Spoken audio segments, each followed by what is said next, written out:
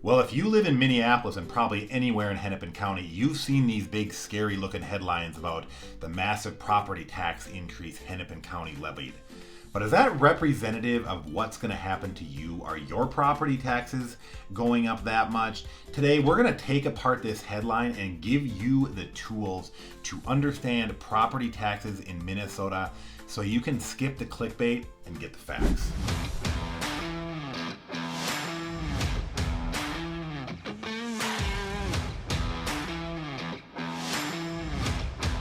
Okay, so I have a ton of information for you. Here's what's coming up in this video. We are going to chop apart this headline so you can decide if it's as scary as it seems or maybe if there's a bit more to the story. We are going to talk about a property tax bill in the state of Minnesota, the things that come together to bring you that property tax bill. If you have a better understanding of something, you're in a better position to challenge it down the road. And last but not least, we're going to talk a little bit about Hennepin County, Minneapolis, where we kind of sit, what this headline means, and what we can expect here in Minneapolis from a tax perspective kind of over the next 3 to 5 years. My name is Chris. I'm a real estate agent extraordinaire. My contact information is all right here. It's also below. If you're thinking about making a move, have questions on Minneapolis property taxes, drop me a line. I would love to hear from you guys. And right now, we're going to start off by getting into this headline and talking about what are the components that make up a property tax bill here in the great state of Minnesota. Okay, before we get into this tax situation too much, the first thing I'm going to do is just break down what makes up your property tax bill, because I can tell you, as someone who has sold a lot of homes, I still run across a lot of property owners who are not sure how we get to this number. So let's talk about that real quick. In Minnesota, there are 4 main buckets you need to understand that are going to influence your property tax. So I'm going to break them down here real quick so you have a clear understanding. Number 1 is going to be the county levy, and that's what got the headline, right? Was the big 7.8% Hennepin County levy. The Hennepin County levy covers things like the Hennepin County Sheriff's Office, county roads, county courts, public defenders, human services, social programs, county-wide infrastructure, elections, libraries, things like that. That is going to be layer number 1 to your Minnesota property tax. Layer number 2 is going to be similar, but it's going to be that levy at the city level. This is the tax collected by your local city. It's going to pay things like police, fire, public works, parks and recreation, road maintenance, city administration, operations, things of that nature. And each city usually sets its own tax levy. Key thing to understand, that is separate from the county tax levy, okay? That's layer number 2. Layer 3, the school district tax levy, and believe it or not, this one is often usually the largest single portion of your tax bill. It includes things like, not shockingly, related to schools like operating levies, capital levies, voter-approved referendums, and debt service on past construction. Because Minnesota ties school funding very heavily to property taxes, this category hits homeowners the hardest, especially in some of these higher performing school districts like Minnetonka, Eden Prairie, Wayzata. Just something to be aware of. That's layer 3. Layer 4, our fourth and final layer. Special assessments, I think that's pretty straightforward.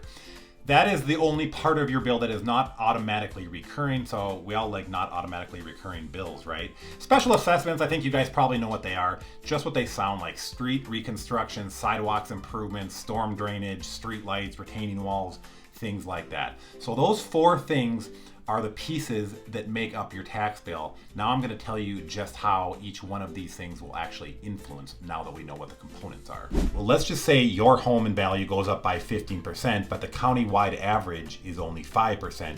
Guess what? Your share increases even if that town's levy did not increase at all. The thing to understand in Minnesota, taxes are relative, not absolute. You pay based on your slice of the total tax base. Number 2 is how your value changed compared to other homeowners. This part shocks most people. So if your neighborhood appreciates faster than others, your taxes go up, even if your city keeps taxes flat. If your area appreciates slower than average, your taxes may go up less than others or even go down slightly. The thing to understand is it's all proportional. Number 3, this is going to be the commercial versus residential tax shift, and Minnesota's got a bump on the nose here. Commercial property values in Minneapolis have frankly fallen hard since 2020. due to a number of reasons. We're going to come back and talk about this, but remote work, like a lot of places, remote work has reduced demand for commercial properties. Office vacancies have surged, see previous comment, which means downtown buildings have lost value, hospitality and retail have struggled, insurance and security costs have spiked, and then these commercial buildings lose value. What that means is their share of the tax burden shrinks, and in turn, that shifts some of that burden towards the homeowners. This is one of the biggest reasons residential taxes are rising. Fourth thing affecting your slice of the pie is going to be the state mandates, school formula, and local budget pressures. These influence your bill indirectly through city and school. These include things like police and fire payroll, teacher permits, contracts, healthcare premiums, insurance, infrastructure, aging, pensions, obligations, and so forth. You don't have to vote on these things. They are required spending. We've got one more thing to clarify and that is effective property tax rate. And once you understand this number, you will instantly understand why your bill may go up more or less than your neighbors, even if you live in the same city. So here's a pretty simple version. Your effective tax rate is just the percentage of your home's value that you actually pay in property taxes each year.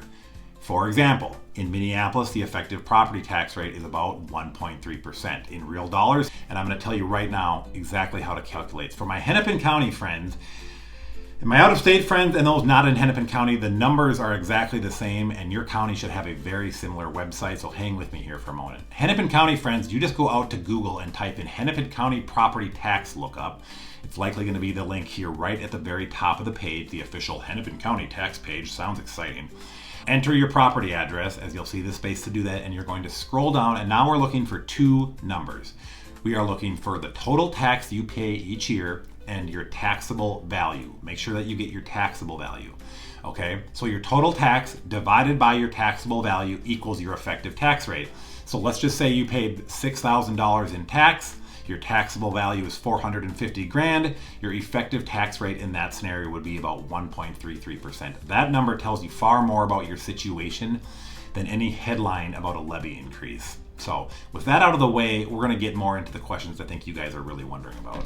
Especially if you're local, you've probably got a few things stuck in your brain, or maybe some questions. Questions like, in 2022, we had a $9.25 billion state surplus. Where'd that money go? Here's the big takeaway. Most of that surplus was committed to recurring spending, and there's no nice way to say this. The crappy downside of that now means the state now has higher ongoing financial obligations going forward.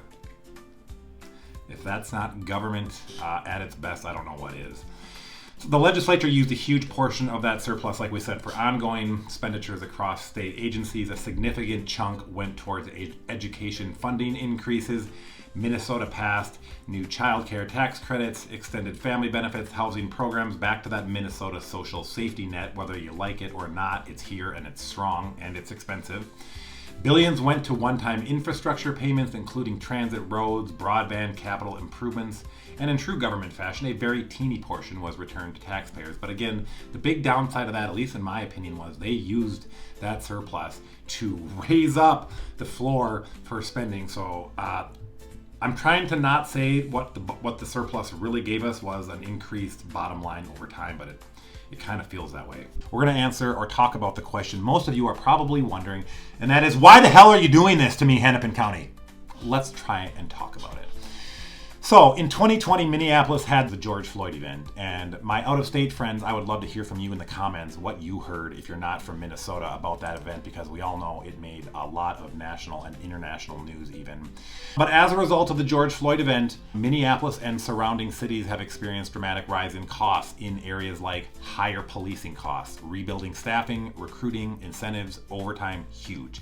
Increased security needs downtown, higher insurance premiums because of all that civil unrest and significant property damage that occurred during that event, increased spending on things like mental health, and growing public safety mandates from the state. Even outside of Minneapolis, cities like Edina, St. Louis Park are all reporting that public safety inflation as a major budgetary driver and pressure. So this is one of the top reasons levies have risen faster in the past 3 to 4 years, is a direct follow-up from the George Floyd event. Number two, and this is intimately linked to point number one, and that's going to be the collapse in commercial property values. And the thing you just really need to understand here, a collapse in commercial property values doesn't suddenly mean the county doesn't need your money. What it does is it shifts that burden, the lost value from those commercial properties, and it shifts it over onto the homeowner. So now us homeowners, yay, are left picking up a bigger slice of that pie. George Floyd significantly relevant to that. We also had this other thing in 2020. Minneapolis got a double whammy. We had George Floyd and then we got COVID.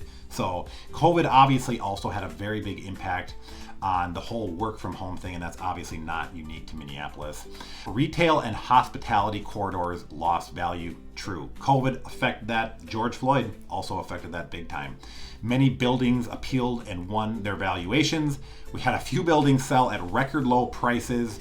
Large employers gutted their footprint, and high vacancy rates just flat out reduced taxable values. And like I said, when commercial values fall, that their share of the tax burden shrinks, and that gets shifted back over to homeowners, so we're left picking up the pieces. Points 1 and 2 are the big drivers here. Point number 3, and this is going to be more common around the nation, inflation and labor costs, frankly, are outpacing revenue. Cities, schools, counties are dealing with costs that are going at a rate far above inflation. That's things like teacher contracts, police and firefighter unions, healthcare premiums, pension contributions, construction costs, energy, technology grade, costs of living, all these fun things. Cities cannot cut core services like police, EMS, roads. You can't cut snow plowing if you live in Minnesota, and schools. Point number 4, this one is certainly a thing for Minneapolis, and that's going to be aging infrastructure and deferred maintenance. Many Hennepin County communities are dealing with that, I can tell you. We're dealing with things like older sewer and water infrastructure, resurfacing roads. There's a lot of jokes about Minnesota and our potholes. I personally have flattened a few tires on them. Stormwater upgrades, bridges, school renovations, facility renovations, and you will see these largely in places like Minneapolis for sure, Hopkins, Bloomington, Edina, Minnetonka, Robbinsdale, just to name a few. So when major infrastructure hits end of life simultaneously, guess what? Levies go up and taxes right there with it. Number 5, things driving your taxes. That's going to be school levies. Key pressures here, skyrocketing special education costs. Combine that with federal cuts and or underfunding. The state is picking up the slack. A little national context and a little bit more broadly speaking as far as Minnesota on the tax front, as long as we're on this subject. Minnesota is income tax high. We're routinely in the top 5 to 7 highest income tax states in the country. Not as high as places like New York and California, but higher definitely than the majority of the country. So Minnesota here, we're already starting with a higher than average tax baseline. Our sales tax, pretty much middle of the pack. Statewide rate is going to be about 6.85%. Local rates, most shoppers are actually paying a rate closer to 7.25 to 8.2%. So comparison, Tennessee and Louisiana, you guys are above 9%. Washington is near 10%. Minnesota is pretty much right in the middle. So income tax high, sales tax average, property taxes definitely higher, especially in the metropolitan area. That's going to be Minneapolis, Hennepin County. As you get more out into rural Minnesota, you will find property taxes are a bit lower.